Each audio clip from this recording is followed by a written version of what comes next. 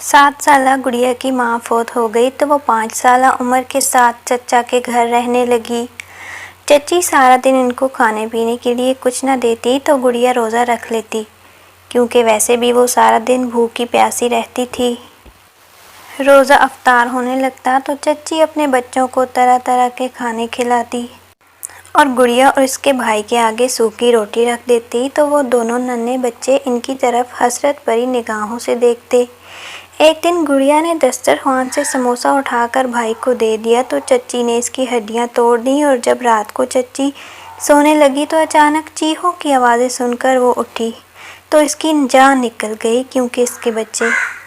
کسی نے سچ ہی کہا تھا کہ خدا برداشت سے زیادہ دکھ نہیں دیتا۔ نہ جانے کتنی برداشت تھی ان دو ننھے معصوم بچوں میں، جن کا پہلے باپ اور اب ماں بھی اس دنیا میں انہیں تنہا چھوڑ کر جا چکی تھی۔ دونوں بچے روتے ہوئے ماں کی میت کے پاس بیٹھے، بار بار ماں کا کندھا ہلا کر بلاتے تو کبھی 5 سالہ عمر ماں کے چہرے کے قریب اپنا چہرہ رکھ کر آواز دینے لگتا، مگر وہ تو ہمیشہ ہمیشہ کے لیے ان سے دور جا چکی تھی۔ سر پر تو کسی بڑے کا سایہ بھی موجود نہیں تھا۔ 7 سالہ گڑیا ماں کا ہاتھ پکڑ کر بار بار جاگنے کا کہہ رہی تھی۔ اس کی نظر جب آس پاس بیٹھی چند خواتین پر پڑتی تو اسے خوف سا محسوس ہونے لگتا۔ کیوں آئی تھی اب یہ عورتیں اس کے گھر؟ تب کہاں تھی یہ عورتیں اور ان کے جھوٹے دلاسے جب ان کی ماں ان کے دروازے پر دستک دے دے کر کچھ کھانے کو مانگتی رہی؟ گڑیا کی ماں نے تو یہاں تک کہہ دیا تھا کہ میں بیوہ ہوں، گھر میں کھانے کے لیے ایک دانہ نہیں بچا، خدارا مجھ سے اپنے گھروں کا سارا کام کروا لیں اور بدلے میں تازی نہ سہی باسی روٹی اور جھوٹا سالن ہی دے دیں۔ میرے دونوں بچے بھوکے ہیں، میری حالت کو سمجھیں۔ اس پل تو کسی نے دھیان تک نہ دیا، سب یوں دھتکار رہے تھے کہ گویا گڑیا کی ماں روز ہی ان کے در سے مانگ کر کھاتی تھی۔ گڑیا کا چہرہ آنسوؤں سے تربتر تھا، وہ بار بار خاموش گہری نیند سوئی اپنی ماں کا چہرہ دیکھ رہی تھی۔ کیا سوچ کر ہمیں اس دنیا میں چھوڑ کر گئی ہیں آپ امی؟ آپ تو اس قید سے آزاد ہو گئی، مگر اب میرا اور عمر کا کیا بنے گا؟ ہم دونوں کہاں جائیں گے؟ گڑیا روتے ہوئے عمر کو خود سے لگا کر رونے لگی۔ کچھ دیر بعد چند محلے کی عورتوں نے گڑیا کی ماں کو غسل اور کفن دیا اور پھر اس کا جنازہ تدفین کے لیے لے جایا جانے لگا۔ دونوں بچے بلک بلک کر رو رہے تھے، ان کی تو کل کائنات ہی اجڑ چکی تھی۔ آنسوؤں سے بھیگا ہوا چہرہ اور بکھرے بال، ننگے پیر ہی دونوں بچے ماں کے جنازے کے ساتھ بھاگنے لگے۔ تبھی چند خواتین نے انہیں پکڑ کر سینے سے لگا لیا۔ ماں کا جنازہ آنکھوں سے اوجھل ہو چکا تھا، بچوں کی سسکیاں نہیں رک رہی تھیں۔ دونوں بچے حسرت سے آنسو پوچھتے بس دیکھتے رہ گئے۔ شام کا وقت ہو رہا تھا اور آہستہ آہستہ سبھی عورتیں اپنے اپنے گھروں کی جانب جانے لگیں، کیونکہ افطاری کا وقت جو ہونے والا تھا۔ کسی کو بھولے سے بھی یہ خیال نہ آیا کہ ان 2 یتیم بچوں سے بھی پوچھ لیں کیا انہیں بھوک تو نہیں لگی تھی۔ کل سارا دن ان کی ماں گلیوں میں کھانا مانگتی رہی تھی، اور پھر مغرب کے بعد جب بوجھل قدموں سے مایوس سی گھر کے جانب آنے لگی، تبھی بجلی کے کھمبے سے ایک تار اتر کر سیدھا گڑیا کی ماں پر گری۔ چند سیکنڈز میں ہی گڑیا کی ماں اس دنیا کو چھوڑ کر چلی گئی تھی۔ جب محلے دار اس کی لاش تک پہنچے تو اس کی آنکھیں ابھی بھی کھلی تھیں، چند آنسو آنکھوں سے بہہ کر مٹی میں جذب ہوئے تھے، بس حسرت ہی لے کر وہ دنیا سے رخصت ہوئی تھی۔ تب سے اب تک دونوں بچے بھوکے بیٹھے تھے۔ ماں کی ناگہانی موت کا سن کر ان کی تو بھوک ویسے ہی مٹ چکی تھی۔ رات کا اندھیرا ابھی پھیلنے میں باقی تھا کہ دھاڑے مار کر روتے ہوئے 2 لوگ گڑیا کے گھر میں داخل ہوئے۔ دونوں بچے بوکھلا کر نیم تاریکی میں دروازے کی جانب دیکھنے لگے، جہاں سے ان کے چچا اشرف اور چچی گلزار اندر داخل ہوئی تھیں۔ اندر آتے ہی چچا نے دونوں بچوں کو سینے سے لگا کر روتے ہوئے تعزیت کی تھی، جبکہ چچی نے دور سے دونوں بچوں کو دلاسا دیتے ہوئے صبر کی تلقین کی۔ چچا کا کہنا تھا کہ وہ آج صبح ہی انگلینڈ سے پاکستان پہنچے ہیں، مگر تبھی انہیں یہ خبر ملی کہ بھابھی کی کرنٹ لگنے سے موت ہو گئی ہے، اس لیے بس یہاں پہنچنے میں دیری لگ گئی۔ گڑیا معصوم تھی، اسے کہاں زمانے کی چالوں کی خبر تھی، روتے ہوئے صرف سر ہلا کر رہ گئی۔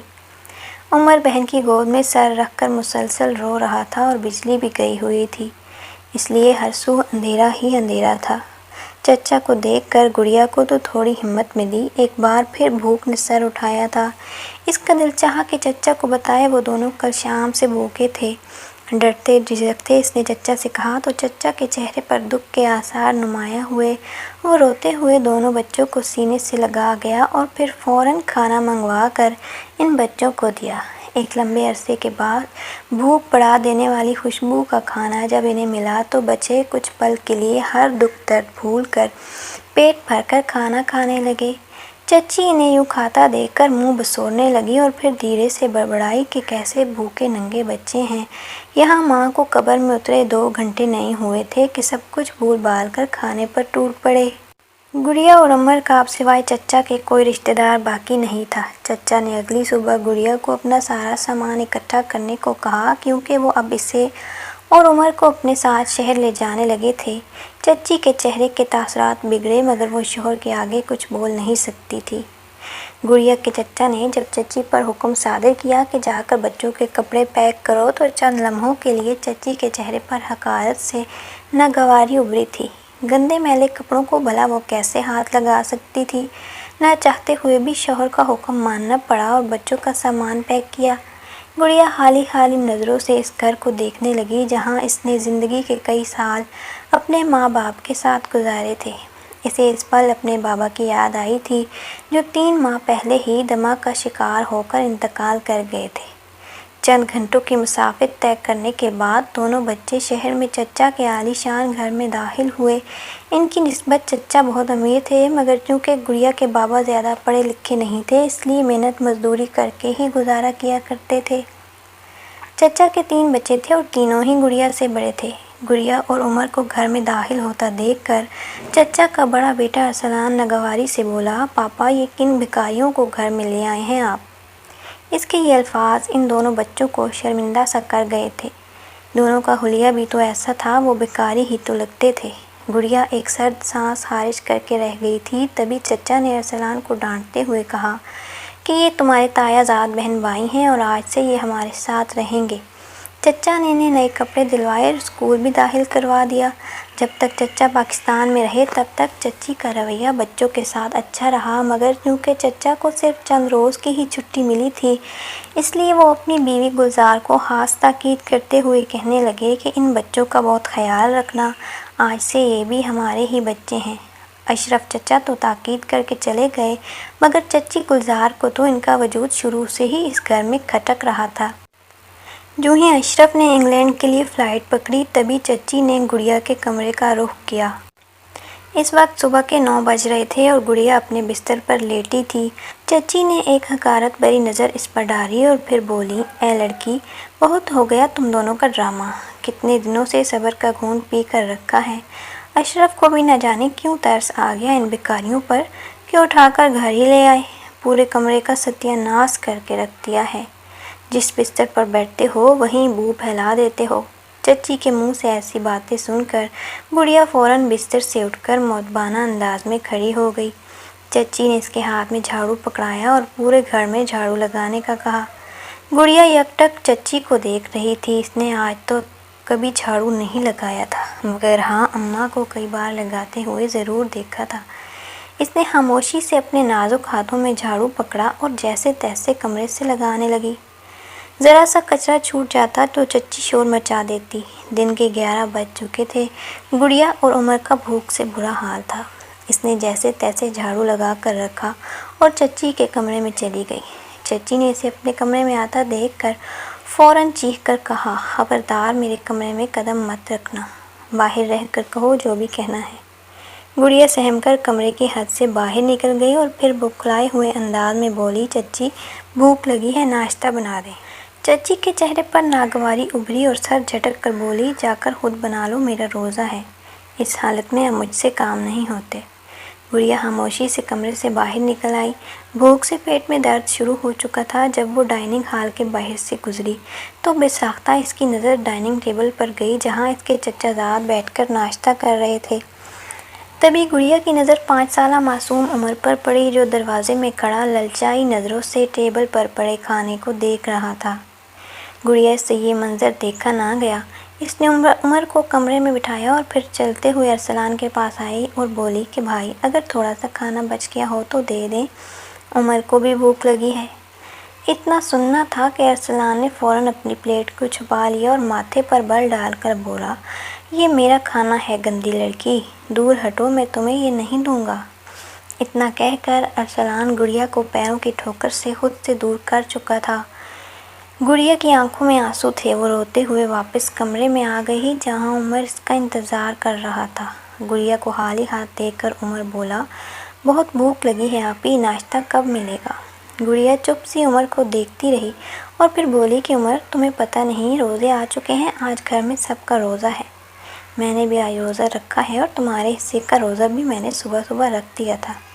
اب اگر تم نے افطار سے پہلے کچھ کھایا تو اللہ تعالیٰ تم سے بہت زیادہ ناراض ہو جائیں گے۔ گڑیا معصومیت کے ساتھ مسکراتی ہوئی عمر کو بہلا رہی تھی۔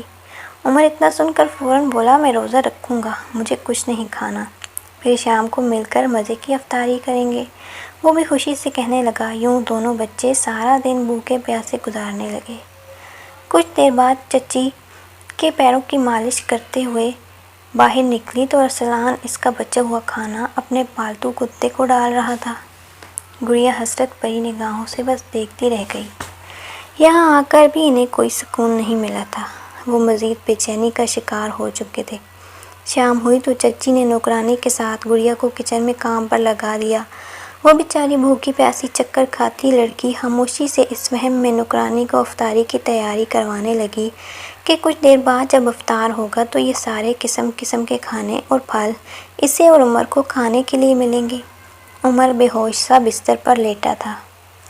کچھ دیر بعد افطار کا وقت ہوا تو چچی اپنے بچوں کو دسترخوان کے پاس بٹھانے لگی جہاں قسم قسم کے پھل اور کھانے رکھے تھے۔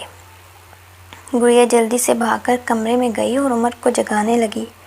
عمر شدید کمزوری کا شکار ہو چکا تھا۔ جب اسے گڑیا نے دسترخوان پر رکھے کئی پکوانوں کا نام گن گن کر بتایا تو عمر خوشی سے اٹھ بیٹھا اور گڑیا کے ساتھ چلتا ہوا باہر آ گیا۔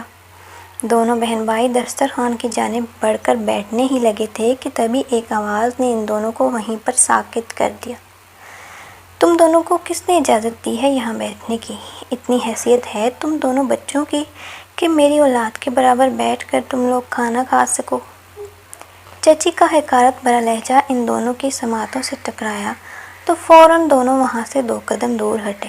چچی نے جھڑک کر انہیں دور فرش پر بیٹھنے کا کہا۔ گڑیا کی آنکھوں میں آنسو آئے تھے، وہ معصوم لڑکی فوراً عمر کو لے کر ان سے زمین پر بیٹھ گئی۔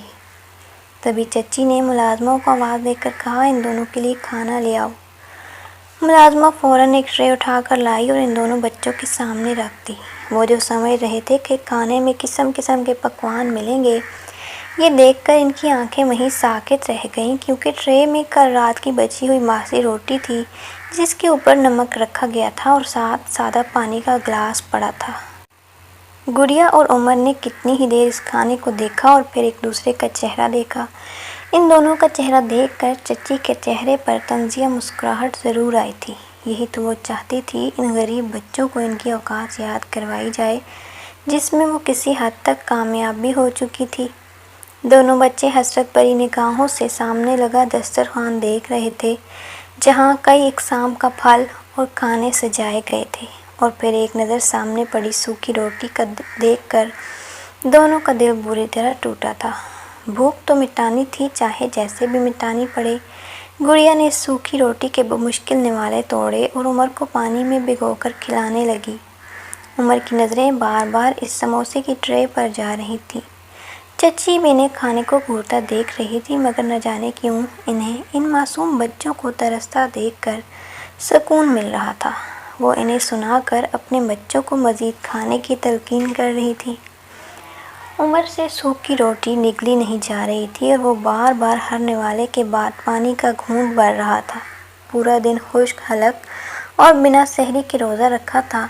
افطار کے بعد چچا کا انگلینڈ سے فون آیا۔ جب چچی سے بچوں کے بارے میں پوچھا تو چچی نے یوں ظاہر کیا جیسے دنیا بھر کا سکھ اس نے ان دونوں پر ہی نچھاور کر رکھا تھا۔ روکھی سوکھی کھا کر گڑیا اور عمر اپنے کمرے میں آ گئے۔ ابھی کمرے میں آئے چند لمحے ہی ہوئے تھے کہ چچی بھی ان کے پیچھے آئی اور آ کر بولی کہ نکلو اس کمرے سے، یہ کمرہ خاص مہمانوں کے لیے رکھا گیا ہے، تم جیسے منحوسوں کے لیے نہیں۔ جا کر اسٹور روم میں بستر بچھاؤ اور آئندہ وہیں سونا ہے تم دونوں نے۔ چچی انہیں اسٹور روم کا راستہ دکھا چکی تھی۔ گرد آلود اور بغیر روشنی کے کمرہ تھا۔ گڑیا اور عمر نے ایک ہی نظر دیکھ کر ڈرنا شروع کر دیا۔ گڑیا پہلی بار ہمت کر کے چچی سے بولی تھی کہ چچی یہاں بہت اندھیرا ہے، عمر کو اندھیرے سے ڈر لگتا ہے، ہمیں اسی کمرے میں رہنے دیں۔ مگر شاید اس پر اس بات کا اثر نہیں ہوا، وہ دونوں کو وہاں چھوڑ کر جا چکی تھی۔ اس دن ساری رات گڑیا اپنے ماں باپ کو یاد کر کے روتی رہی، کاش وہ آج زندہ ہوتے تو ان کی زندگی کچھ اور ہی ہوتی۔ یہ یتیمی کا دکھ بھی صرف گڑیا جیسے بچے ہی سمجھ سکتے تھے۔ ماں باپ کے ہوتے ہوئے چاہے وہ فاقہ ہی کاٹ رہی تھی، مگر دل کو سہارا دینے والی ماں تو تھی، پیار سے شفقت سے سر پر ہاتھ رکھنے والا باپ تو تھا، مگر شاید تقدیر کو کچھ اور ہی منظور تھا۔ آہستہ آہستہ انہیں اس کمرے کی عادت بھی ہو ہی گئی۔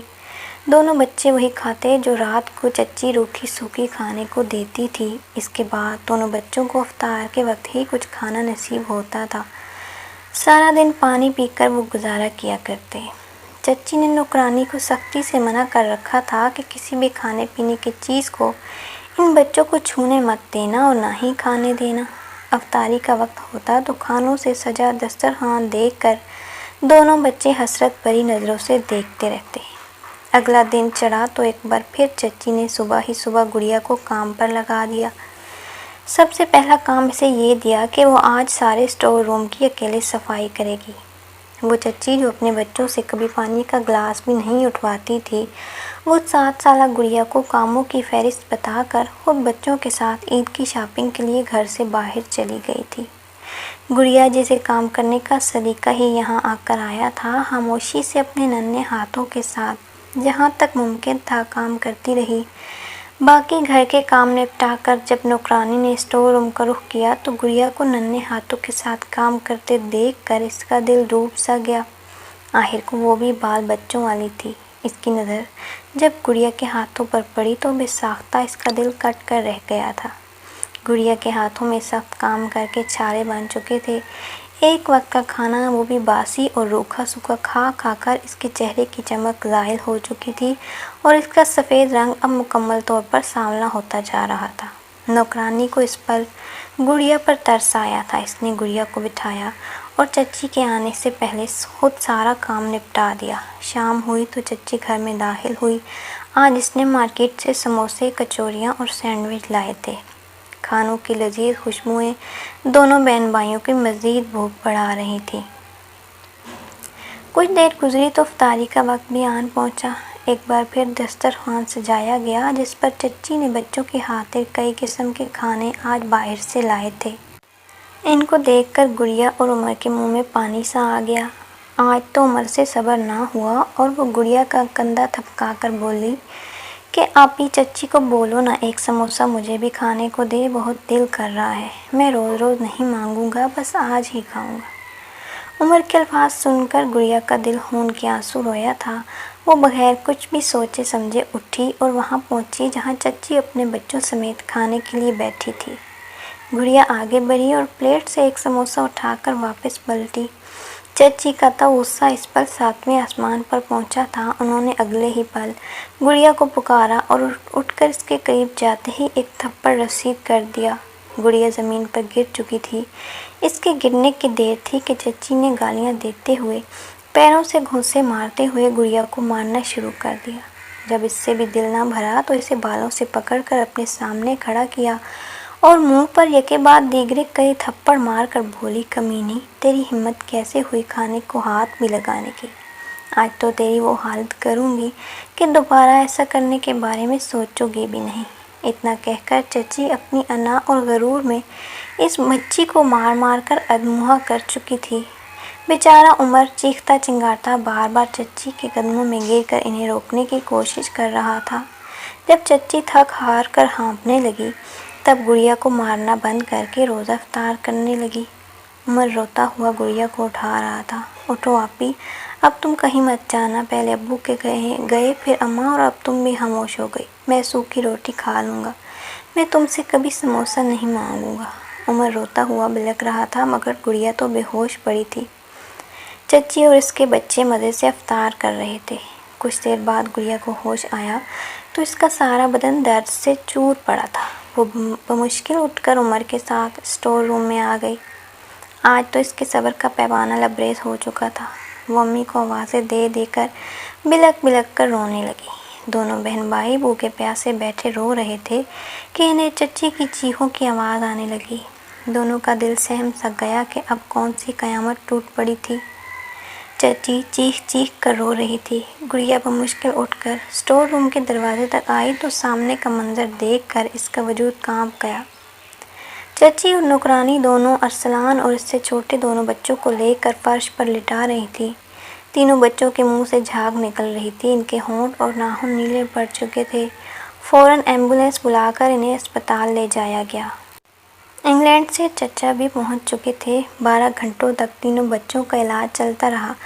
پہلے تو یہ فوڈ پوائزن سمجھا گیا، مگر جب ٹیسٹ رپورٹ سامنے آئی تو یہ انکشاف ہوا کہ بچوں نے جو کھانا کھایا اس میں زہر ملا ہوا تھا۔ مزید تفتیش پر یہ بات سامنے آئی کہ کل افطار میں جو سموسے اور کچوریاں وہ لائے تھے وہ دراصل ایسے تیل میں فرائی کی گئی تھی جس میں 2 چھپکلیاں گری ہوئی تھیں اور اسی تیل میں سموسے فرائی کر دیے گئے۔ اس رات ایمرجنسی میں نافذ ہو گئی۔ کئی لوگ بیمار اسپتال پہنچے تھے۔ 12 گھنٹے بعد ڈاکٹر نے جو خبر سنائی وہ چچی گلزار کے لیے قیامت سے کم نہ تھی۔ ان کے تینوں بچے مر چکے تھے۔ کتنے ہی دن صدمے سے بے ہوش رہنے کے بعد جب انہیں ہوش آیا تو گڑیا اور عمر کے قدموں میں گر کر معافی مانگنے لگی۔ گڑیا تو بچی تھی، بھلا ان احساسات یا دل میں بغض و کینہ رکھنے سے کہاں واقف تھی۔ اس نے فوراً چچی کو معاف کر دیا۔ چچا کو بھی چچی نے اپنے ظلم کا بتایا۔ چچی کا رویہ گڑیا اور عمر کے ساتھ ٹھیک ہو گیا۔ ان دونوں کو بھی ماں باپ کا پیار مل گیا۔ چچی نے سبق سیکھ لیا، مگر اس صبر کی خاطر